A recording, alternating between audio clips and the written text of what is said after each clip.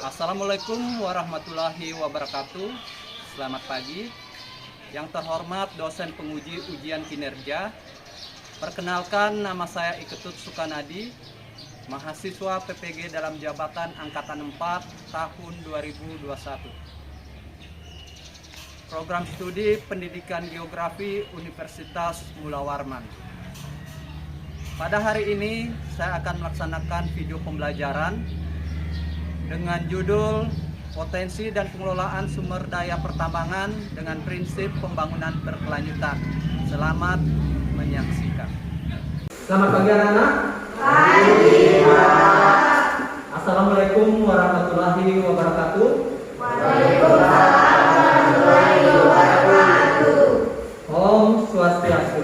Om Swastiastu. Bagaimana kabarnya hari ini anak-anak?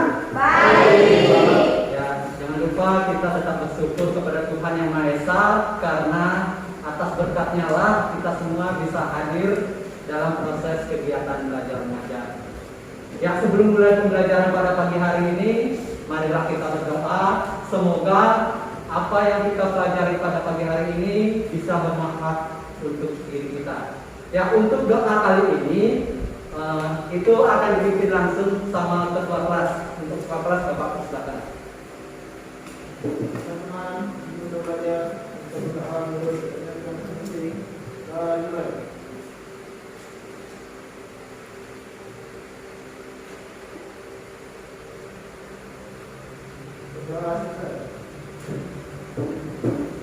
Ya, terima kasih ucapkan kepada Alif.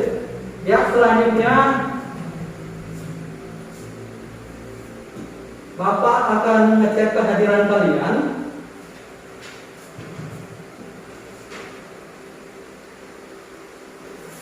Yang pertama Andini,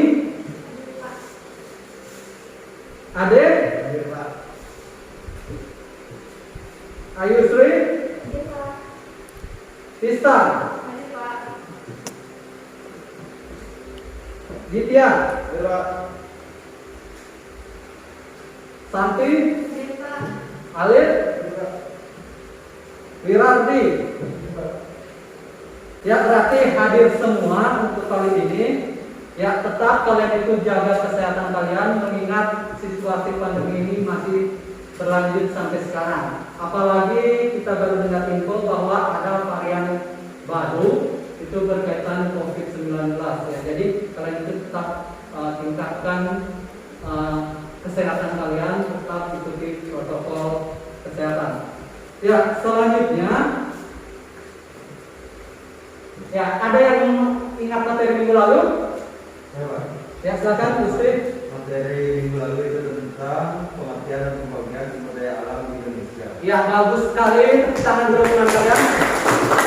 Ya, materi minggu lalu itu yaitu mengenai sumber daya alam yang ada di Indonesia.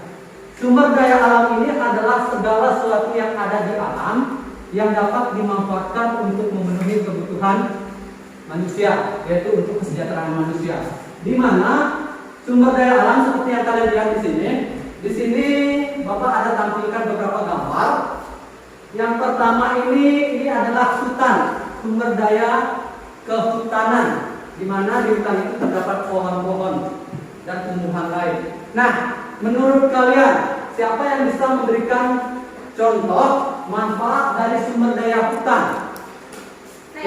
Ya, silakan, Desa. Kalau hutan itu kan banyak pohon, Pak. Bisa ada kayu-kayu, pohon itu bisa ditebang, diulang-ulang. Pohon itu bisa dijadikan kayu untuk kebutuhan kita. Sebagai misalnya buat meja, kursi, lemari, itu kan bisa dimanfaatkan. Ya, seperti yang di bidang desa itu sumber daya alam yang pertama ini adalah sumber daya kehutanan, di mana terdapat pohon yang bisa dimanfaatkan dalam kehidupan sehari-hari kalian. Misalnya salah satunya rumah itu terbuat dari pokok kayu. Yang kedua itu meja, kursi yang kalian duduki sekarang ini itu salah satu manfaat dari sumber daya hutan atau pohon. Nah, gambar kedua ini tentang potensi sumber daya kelautan. Ya, ini nomor 2 ini adalah gambar ikan. Siapa yang sudah sarapan tadi pagi? Sudah ya, sudah. Ya, ada nggak lauknya ikan? Ada. Ya, lauk kalian itu salah satu contoh pemanfaatan sumber daya alam perikanan. Di samping bisa digunakan untuk memenuhi kebutuhan kalian untuk makan, sumber daya perikanan ini juga bermanfaat untuk menambah penghasilan, baik itu untuk negara ataupun untuk masyarakat sekitar. Nah, untuk kali ini kita akan belajar mengenai potensi dan pengelolaan sumber daya pertambangan berdasarkan prinsip pembangunan berkelanjutan. Ya, adapun tujuan pembelajaran melalui pendekatan diskusi, peserta mampu menelaah potensi dan pengelolaan sumber daya alam pertambangan sesuai dengan prinsip-prinsip pembangunan berkelanjutan. Ya, itulah tujuan pembelajaran kita pada pagi hari ini, di mana dengan kita mempelajari potensi pertambangan yang ada di daerah kita, nanti kita bisa memanfaatkan dengan bijak sehingga sumber daya alam yang ada di tempat kita itu bisa tersedia dan terus lestari. Nah, ini merupakan rencana pembelajaran kita pada pagi hari ini. Sebentar kita akan diskusi kelompok. Nah, Bapak lihat di sini kalian sudah membentuk kelompoknya masing-masing. Ada kelompok 1, 2, dan 3. Nah, di mana setelah kalian bagi kelompok, kalian itu akan mengerjakan yang namanya LKPD. Setelah itu, tahap selanjutnya itu kalian melakukan persentase yang dipimpin langsung oleh salah satu perwakilan kelompoknya. Selanjutnya, dalam proses persentase akan terjadi proses tanya jawab. Kegiatan tanya jawab, jadi kelompok lain bisa menanggapi.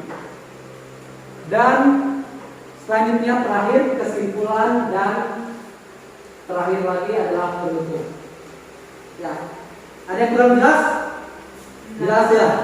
Ya, jelas. Itulah kegiatan pembelajaran yang kita pelajari sebentar. Ya, sebelum kita mulai, di sini Bapak akan tampilkan ya salah satu permasalahan berkaitan dengan sumber daya alam pertambangan yang ada di provinsinya kita, yaitu Sulawesi Tengah, tepatnya di Kabupaten Morowali.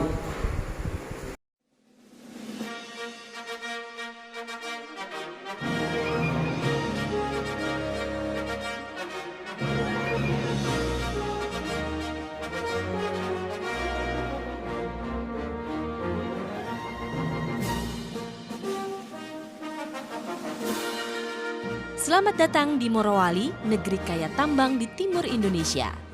Wajah Morowali berubah di era pemerintahan Presiden Joko Widodo. Dahulu Morowali hanya titik kecil di peta yang jarang dibahas.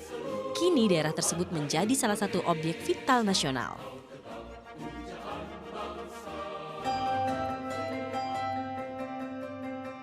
Pembangunan kawasan industri Morowali menjadi musababnya. Pada kawasan industri seluas 2.000 hektar tersebut mengalir investasi sebesar 78 triliun rupiah. Morowali merupakan salah satu dari 14 kawasan industri di luar Pulau Jawa yang tengah gencar dikembangkan.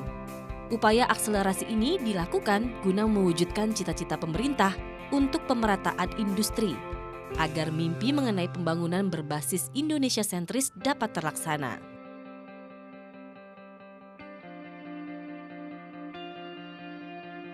Kawasan industri Morowali menjadi tonggak pemerintah dalam mewujudkan program hilirisasi.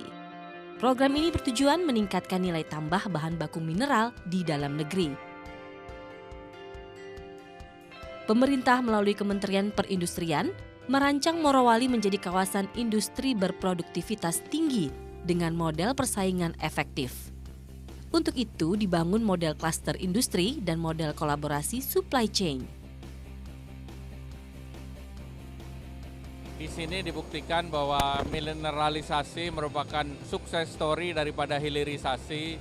Dari bahan baku seharga $30 dilakukan investasi yang jumlahnya besar sehingga bisa menghasilkan produk dengan nilai 1.800. Dan ini juga membuktikan bahwa pengembangan kawasan 14 kawasan Indonesia industri ini yang di Morowali ini menjadi sesuatu hal yang berhasil karena meningkatkan PDRB di kabupaten sebesar 60%.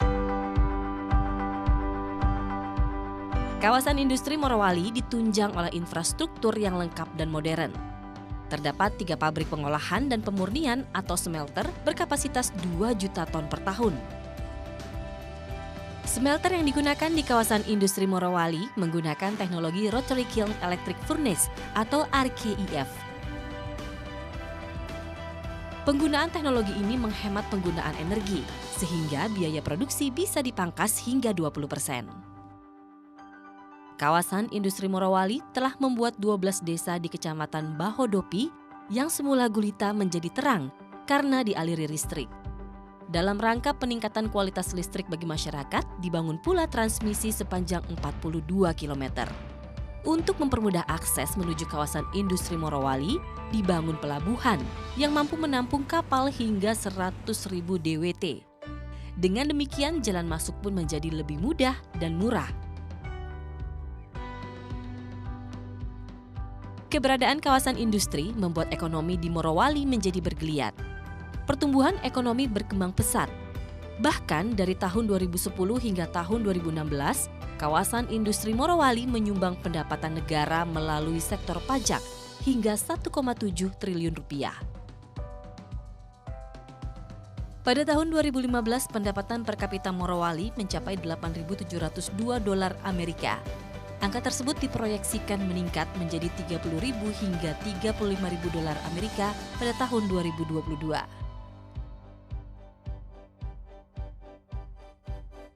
Keberadaan kawasan industri Morowali juga diperkirakan dapat mengerek naik angka pendapatan asli daerah dari 153 miliar rupiah pada tahun 2017 menjadi 246,3 miliar rupiah pada tahun 2022. Saat ini kawasan industri Morowali telah menyerap 13.000 tenaga kerja. Perkembangan kawasan industri diharapkan dapat menciptakan lapangan kerja baru bagi sedikitnya 85.000 tenaga kerja. Ya, itulah tadi cuplikan mengenai salah satu permasalahan yang dialami di negara kita, khususnya di Sulawesi Tengah, di mana ada salah satu kawasan pertambangan yang ada di wilayah provinsinya kita. Di mana wilayah pertambangan ini, seperti yang kalian tahu, pasti ada dampak positif dan ada dampak negatif dari pertambangan tersebut. Nah, hari ini kita akan membahas mengenai masalah pertambangan tersebut. Nah, di sini Bapak sudah siapkan LKPD, ya, di mana masing-masing kelompok nanti akan berdiskusi, menanyakan dan mempresentasikan hasil diskusinya. Ya, kelompok 1.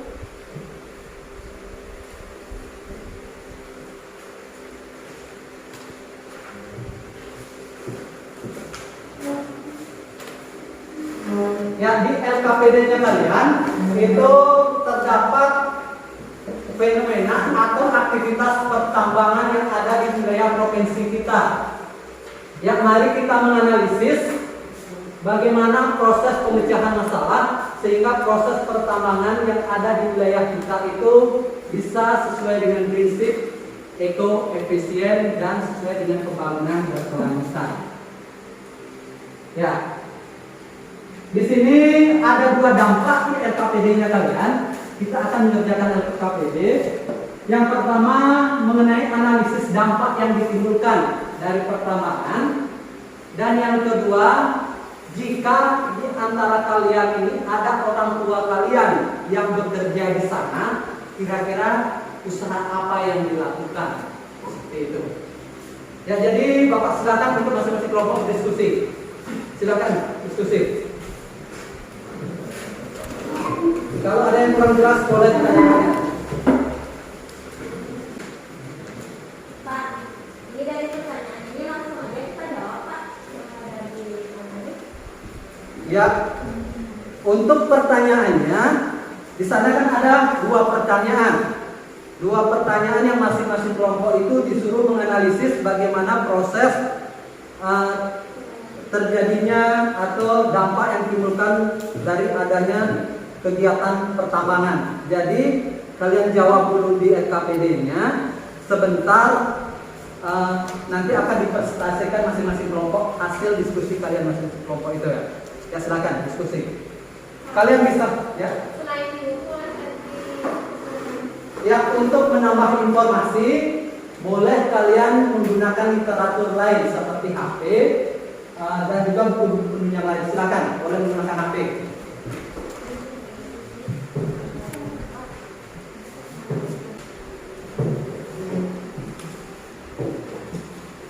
Ya, cara jawabnya silakan disalin.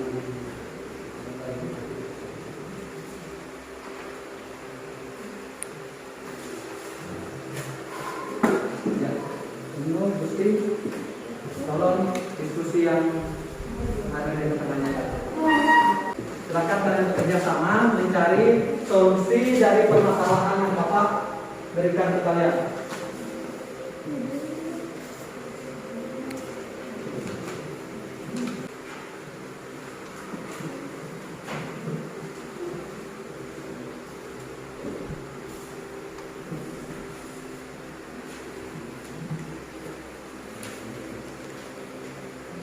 Ya, kalau tidak aktif itu ada penilaian tersendiri yang anak. Jadi Bapak minta tolong kalian ketika proses diskusi ini kalian itu harus aktif semua, berdiskusi sama-sama membicarakan suatu permasalahan.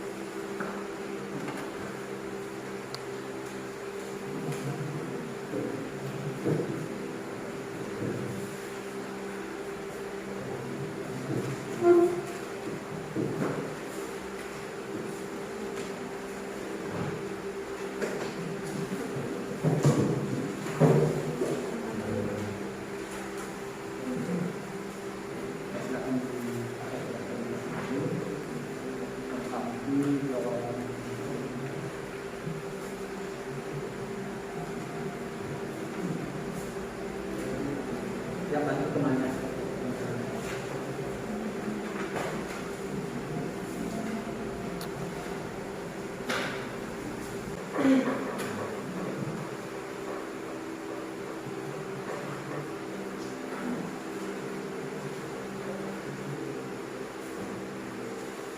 Ya, di Morowali ini merupakan salah satu pertambangan yang bisa dibilang mulai populer pada tahun ini untuk daerah kita, yaitu salah satu jenis bahan tambang yang ada di Morowali ini adalah nikel, pertambangan nikel.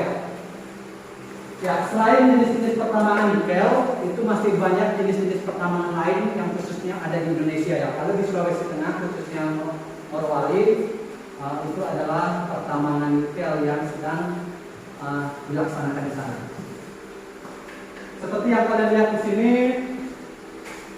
atau bahkan pernah nonton setelah terjadinya pertambangan itu, selesai pertambangan itu pasti lahannya itu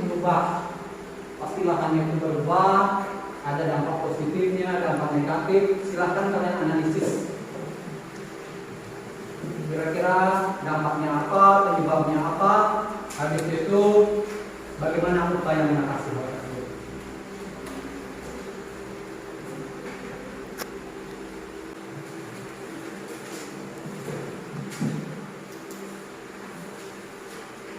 Ya, kelompok satu bagaimana? Sudah siap? Sudah? Ya, kalau kelompok satu sudah siap, Bapak persilakan untuk salah satu perwakilan untuk mempresentasikan hasil diskusi kelompoknya. Ya, silakan. Berdiri ya dari tempatnya, sebutkan nama ya. Perkenalkan, nama saya Mika Putri, saya perwakilan dari nomor 1 akan mempresentasikan hasil kegiatan kami.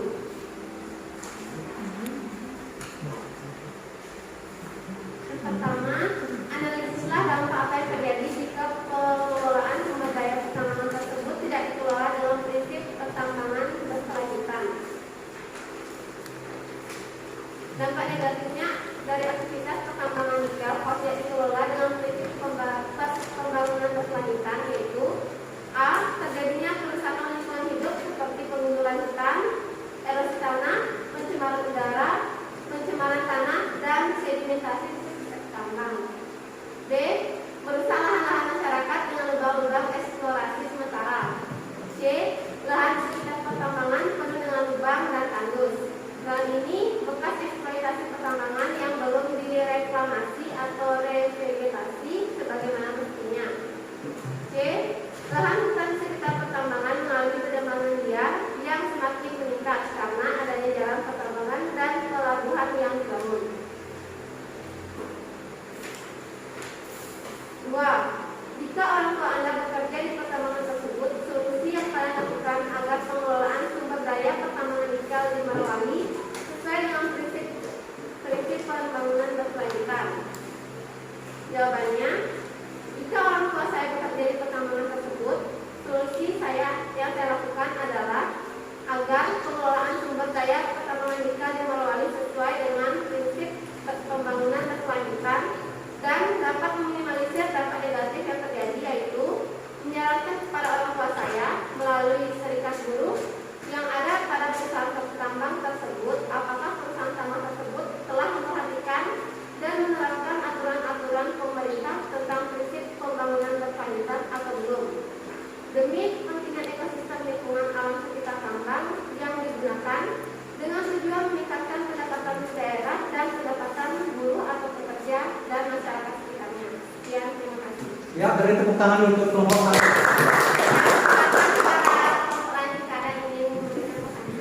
Ya, untuk kelompok lain yang ingin bertanya, disilakan. Saya. Silakan Desa. Saya mewakili kelompok 2 akan bertanya kepada kelompok 1.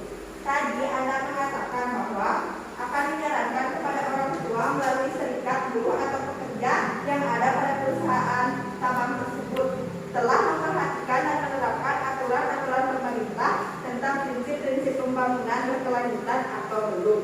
Nah, yang saya tanyakan, penambangan sesuai dengan prinsip pembangunan berkelanjutan itu seperti apa? Tolong dijelaskan.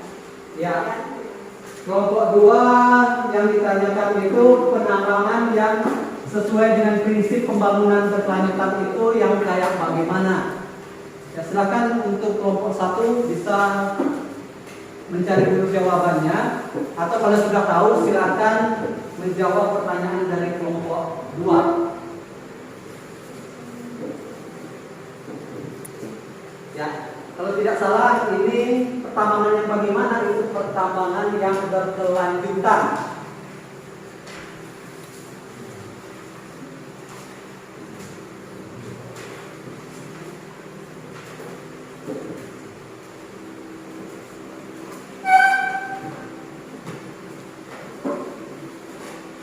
Baik, saya akan menjawab pertanyaan dari kelompok 2. Yang boleh yang menjawab boleh pertama supaya agak jelas itu suaranya. Pertambangan prinsip berkelanjutan itu memanfaatkan sumber daya pertambangan untuk mencapai tujuan masa kini dengan memperhatikan ketersediaan sumber daya untuk mencapai pembangunan untuk generasi mendatang. Di sini kita sebagai manusia tidak boleh serakah. Apakah kelompok 2 dapat menerima jawaban ini? Saya memberi kelompok saya sangat puas dengan jawaban yang telah diberikan. Saya mengucapkan terima kasih. Ya, beri tepuk tangan untuk kelompok 1. Ya, di sini Bapak akan jelaskan sedikit pembangunan berkelanjutan seperti yang ditanyakan kelompok 2. Itu pembangunan yang memanfaatkan sumber daya alam dengan prinsip sesuai dengan kebutuhan, tidak menggunakan sumber daya alam secara serakah atau berlebihan, sehingga sumber daya alam itu tidak akan habis terpakai, bisa dinikmati oleh generasi yang akan datang. Oke, selanjutnya kelompok 2. Siapa yang mau presentasi kelompok 2? Ya, silakan. Baiklah, saya perwakilan dari kelompok 2. Nama saya Aisha. Saya akan mempresentasikan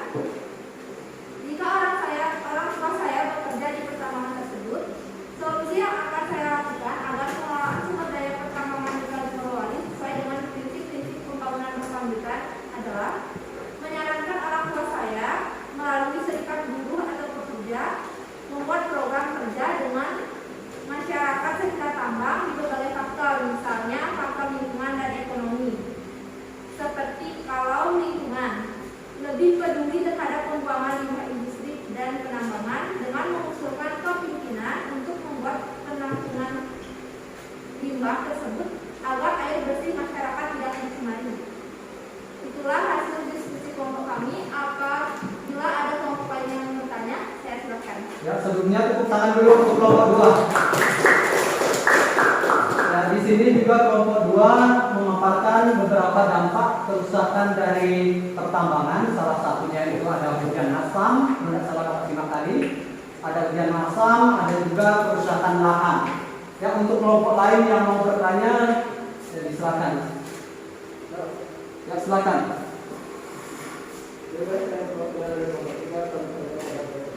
Coba jelaskan tentang proses terjadinya hujan asam.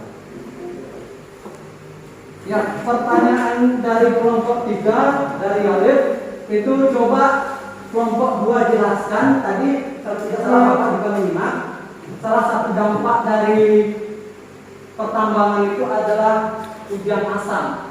Pertanyaannya teman-teman, bagaimana proses terjadinya hujan asam? Yang bagaimana itu hujan asam ya? Silakan kelompok 2. Ya, ini mungkin untuk yang lain juga baru dengar. Hujan asam itu bagaimana? Apakah hujan itu airnya asalnya asam atau apa? Dan nanti kita dengar pendapatnya dari kelompok 2.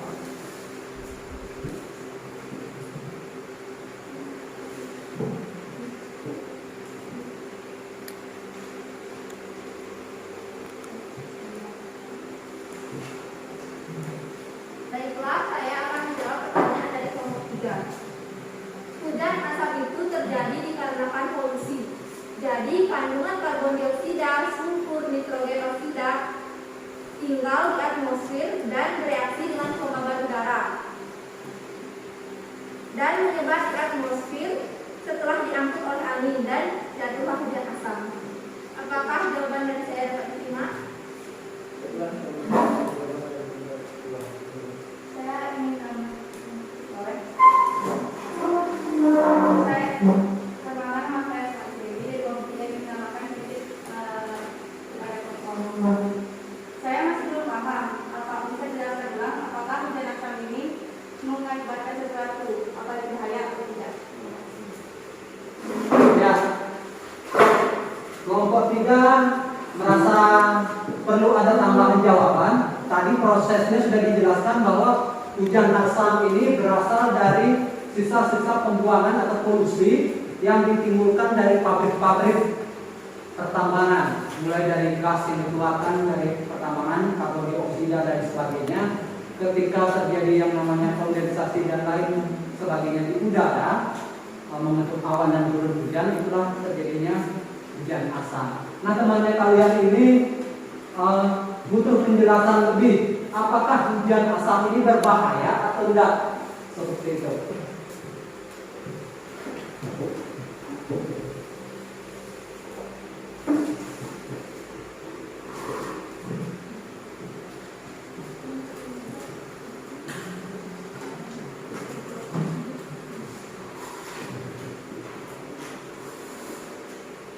Baik, saya menjawab pertanyaan yang kedua. Jadi hujan asam itu hujan yang tersangkut oleh polusi karbon dioksida sehingga dapat menyebabkan tanah tercemar dan tanaman yang terkena hujan asam menjadi mati. Apakah kelompok tidak bisa menjawab jawaban saya? Baik, terima kasih telah menjawabkan pertanyaan saya. Ya, kita tepuk tangan dulu untuk kelompok 2. Ya, salah satu dampak yang ditimbulkan tadi adalah hujan asam. Hujan asam ini ditimbulkan karena adanya polusi yang diakibatkan oleh adanya aktivitas pabrik, seperti asap polusi yang ditimbulkan pabrik, yaitu mengandung karbon dioksida dan gas-gas lain yang sangat berbahaya. Nah, kandungan ini apabila sudah turun sebagai hujan asam mengenai lapisan tanah itu akan mengalami pencemaran, sudah terkontaminasi dengan unsur-unsur lain. Gitu. Di samping itu juga apabila hujan asam ini mengenai tanaman itu akan mati. Gitu. Mungkin kalian pernah melihat, karena kita ini tinggal di daerah pedesaan, orang tuanya kalian itu sebagian besar itu sebagai petani. kadang-kadang kalian itu melihat tanaman yang daunnya langsung layu atau ada bercak-bercaknya. Nah, itu kadang-kadang salah satu faktornya ini adalah pengaruh hujan asam atau embun-embun hujan dari karbon dioksida atau bisa dikatakan hujan asam seperti itu. Oke, selanjutnya kelompok terakhir mempresentasikan hasil diskusinya. Ya, silakan. Perkenalkan, nama saya Satria yang akan mempresentasikan hasil diskusi dari kelompok kami. 1. Analisislah dampak apa yang terjadi jika pengolahan sumber daya pertambangan tersebut tidak dikelola dengan prinsip-prinsip pembangunan berkelanjutan. Adapun dampak negatif dari aktivitas pertambangan nikel yaitu 1. Tercemarnya air bersih masyarakat di lingkungan sekitar pertambangan nikel di Morowali. 2. Kebisingan suara yang berasal dari kawasan industri sangat mengganggu bagi masyarakat yang ada di sekitar industri nikel di Morowali. 3. Pada kualitas udara yang lokasinya tidak terlalu jauh dari lokasi didirikannya industri, masyarakat merasa pengap dan gerah disebabkan oleh asap industri nikel yang bercampur dengan debu. Hal tersebut mengganggu kesehatan dan kenyamanan masyarakat. 4. Pencemaran tanah terjadi akibat adanya hujan asam yang berasal dari industri nikel dan tanah menjadi tidak subur lagi. 2. Jika orang tua Anda bekerja di pertambangan tersebut, solusi apa yang akan kalian lakukan agar pengolahan sumber daya pertambangan nikel di Morowali sesuai dengan prinsip-prinsip pembangunan berkelanjutan? Jika orang tua saya bekerja di pertambangan tersebut, solusi yang saya lakukan agar pengolahan sumber daya pertambangan nikel di Morowali sesuai dengan prinsip-prinsip pembangunan berkelanjutan adalah 1. Menyarankan orang tua untuk berkoordinasi dengan tokoh masyarakat atau pimpinan daerah dalam bentuk pengawasan pada analisa dampak lingkungan yang ditimbulkan dari pabrik industri tersebut agar menerapkan prinsip-prinsip pembangunan berkelanjutan dan melarang tegas pelaku penambangan yang ilegal atau tanpa izin resmi dari pemerintah. 2. Adanya kesadaran para pekerja tambang dengan berusaha bekerja sama untuk menutupi kembali lubang-lubang bekas penggalian dan melakukan reklamasi di lahan-lahan yang hasil tambang. Baik, setelah presentasi dari kelompok kami, apakah kelompok lain yang ingin bertanya? Silakan. Ya, untuk kelompok lain yang ingin bertanya, Saya Pak. ya kelompok 1. Baiklah, perkenalkan saya perwakilan dari kelompok 1 ingin bertanya. Coba jelaskan kegiatan reklamasi bekas pertambangan itu seperti apa? Ya, kelompok 1 bertanya, bekas reklamasi pertambangan itu contohnya itu seperti apa? Yang mungkin bisa kelompok 3 itu diskusi untuk mencari jawaban dari kelompok 1 ya.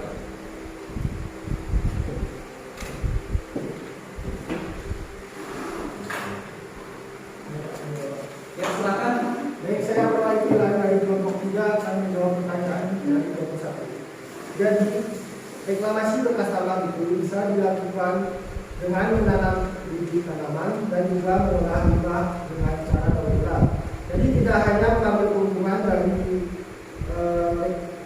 eksploitasi sumber daya, tapi juga memberikan manfaat bagi masyarakat dan melestarikan lingkungan hidup. Apakah kelompok 1 dapat menerima jawaban ini? Baik, saya dapat menerima jawaban dari Anda. Terima kasih. Ya, beri tepuk tangan dulu untuk kelompok. Ya, karena semua kelompok sudah mempresentasikan hasil diskusinya, Bapak lihat tadi begitu banyak variasi jawaban dari soal yang sama. Yang pertama itu mengenai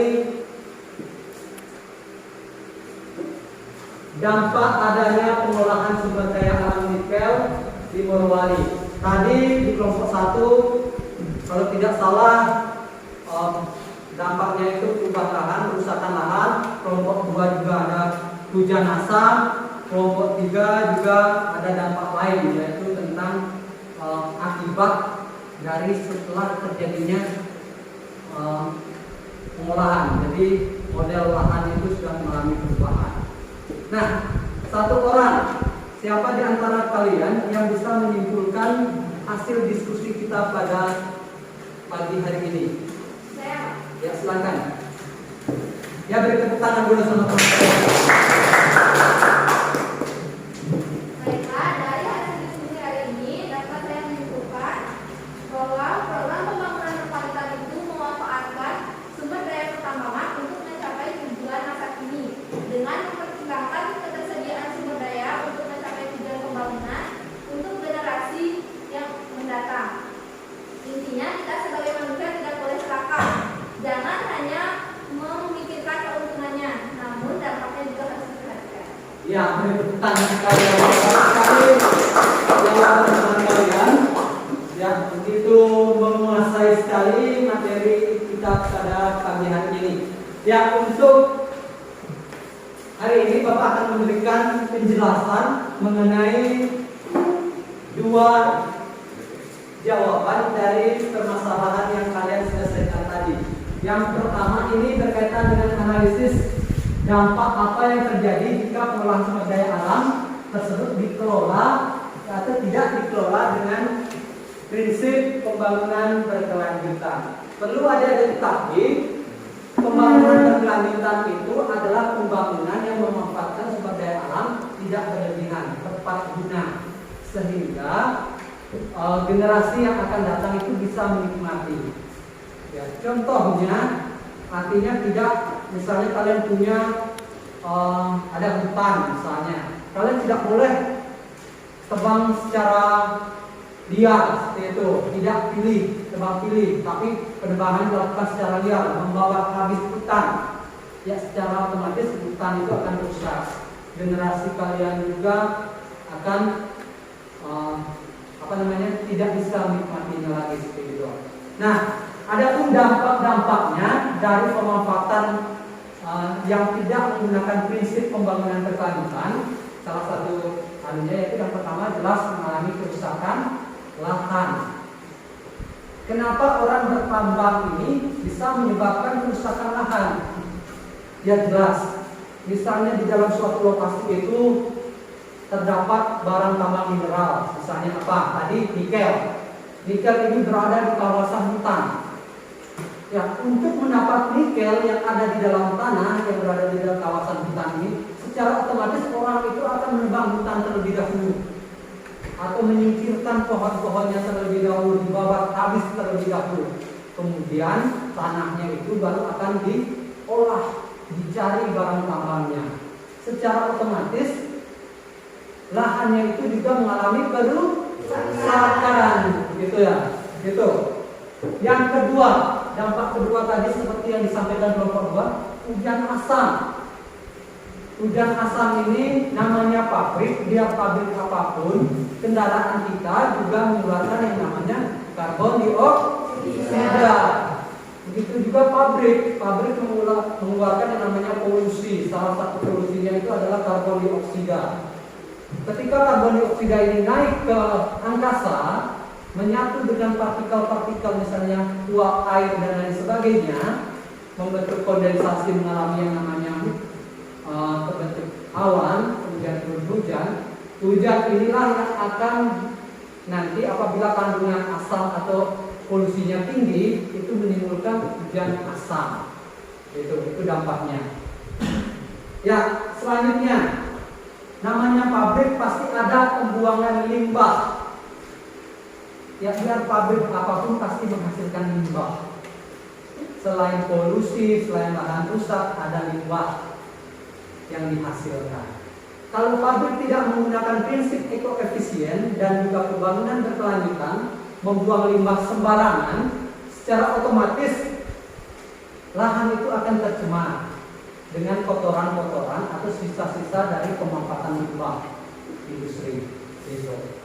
Selanjutnya, soal kedua. Bisa dipahami yang pertama? Oke, yang kedua. Jika orang tua Anda bekerja di pertambangan tersebut, solusi apa yang kalian lakukan? Ya, Bapak yakin karena lokasi kita itu berada di Sulawesi Tengah, Bapak yakin di antara kalian ada keluarganya kalian atau tetangganya kalian yang kerja di sana. Nah, jika posisinya dia sebagai pekerja di sana apa yang harus dilakukan? Ya, yang harus dilakukan yang pertama itu harus berkoordinasi dengan pihak terkait. Misalnya masyarakat di sana, kira-kira dari industri itu ada nggak dampaknya? Kalau ada dampak, ya dilaporkan seperti itu. Yang kedua, mengadakan misalnya undang-undang atau aturan mengenai pembuangan limbah, ya, sehingga lingkungan daerah tersebut itu tidak mengalami pencemaran. Dan yang terakhir, ini tidak kalah pentingnya, siapapun itu, ya, kalau dari diri sendiri tidak punya kesadaran, akan sulit mengalami yang namanya perubahan. Jika dalam suatu pertambangan ada petugasnya yang tidak mempunyai kesadaran, ya, maka kesadaran inilah yang perlu dilakukan supaya mereka sadar kalau membuang sampah ini atau limbah ini dampaknya bagaimana. Gitu. Ya, itulah jawaban yang Bapak berikan. Mudah-mudahan bisa kalian pahami dengan baik. Intinya yaitu pemanfaatan sumber daya alam menggunakan prinsip pembangunan berkelanjutan ini adalah pemanfaatan sumber daya alam dengan usaha sadar yang kita memanfaatkan sumber daya alam ini dengan sadar, yaitu untuk memenuhi kebutuhan dengan cara tebang pilih atau pemanfaatan dengan cara tepat guna, tidak berlebihan, sehingga generasi yang akan datang itu bisa menikmatinya. Ya, kadang-kadang kan orang itu menebang pengen sesuatu, ya bisa dibilang rakus atau serakah, dapat sedikit maunya semua, tidak mau sedikit. Gitu. Kalau sudah dapat semua. Gitu. Jadi dia tidak memperhatikan generasi yang akan datang. Inilah gunanya prinsip pembangunan berkelanjutan, berarti lanjut supaya generasi yang akan datang itu bisa menikmatinya. Gitu. Oke, itulah materi kita pada pagi hari ini.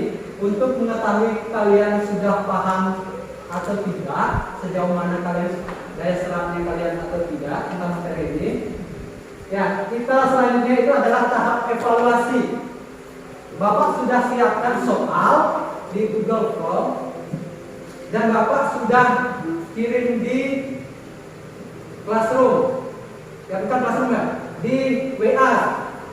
Ya, silakan kalian ambil HP-nya kalian, buka link yang Bapak sudah kasih.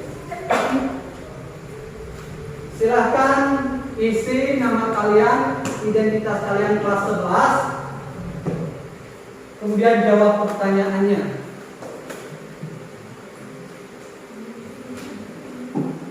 Ya, silakan ambil HP-nya kalian. Di sana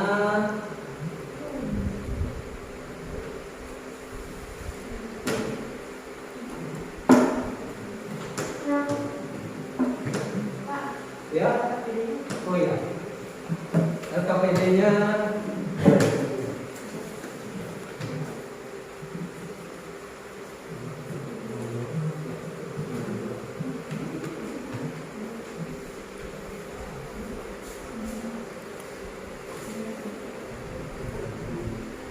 ya, ingat kelas 11 IPS, begitu juga namanya kalian.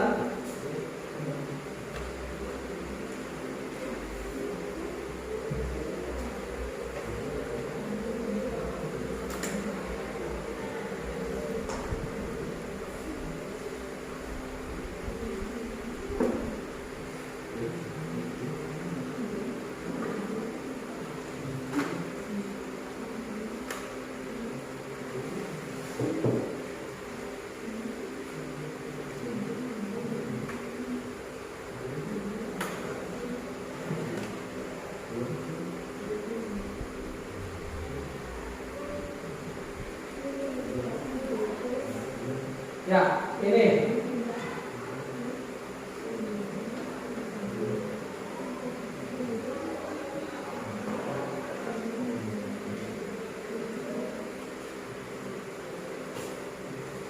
ya, di sini ada 7 jawaban, berarti 7 orang sudah kumpul. 8 jawaban. Ya, 10 jawaban. Silakan yang belum selesai mengerjakan, silakan dilanjutkan.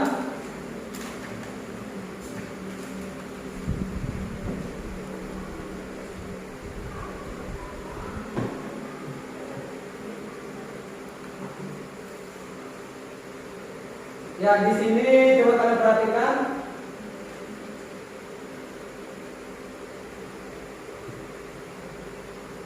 Untuk masalah nilai,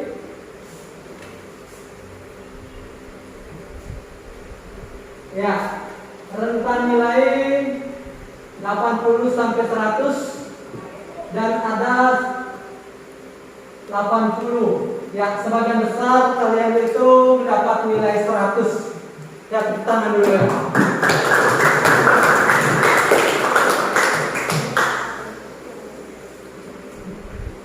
Ya. Kita lihat jawaban kalian.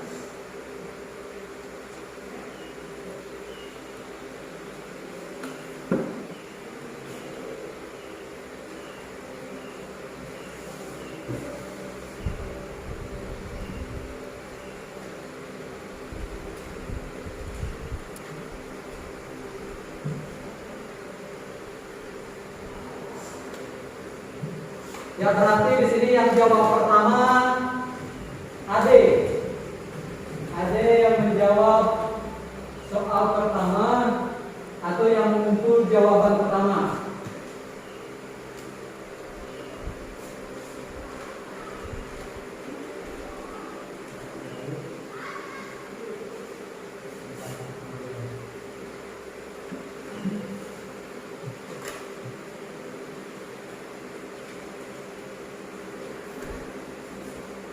Ya,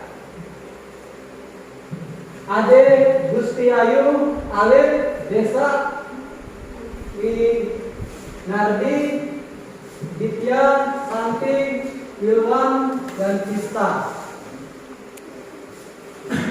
Ya, untuk nilainya kalian sudah dapat lihat maksimal. Paling kecil nilai kalian itu 80 dan yang lain itu 100. Jadi sebagian besar mendapat nilai rentan 80 sampai 100. Ya. Berarti untuk pembelajaran kali ini kalian sudah paham. Ya, sudah paham dengan ini, dengan hasil seperti yang kalian dapatkan sudah mendapat nilai tuntas seperti itu ya. Ya, untuk minggu depan itu silakan kalian pelajari materi selanjutnya, itu tentang pemanfaatan sumber daya alam perikanan. Ya, sampai di sini ada pertanyaan? Ya, tidak ada. Kalau tidak ada, untuk menutup pembelajaran pada pagi hari ini, salah satu perwakilan. Ya, siapa yang mau menutup pembelajaran ini? Ya, silakan. Teman-teman, untuk menutup pelajaran hari ini, mari kita berdoa. Berdoa dulu.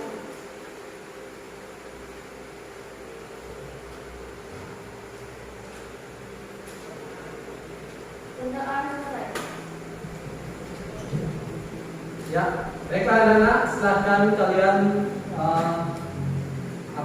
mengatur posisi kalian seperti semula, dan untuk pertemuan kali ini Bapak akhiri sampai di sini. Bapak tutup dengan ucapan wassalamualaikum warahmatullahi wabarakatuh. Om Santi Santi Santi Om.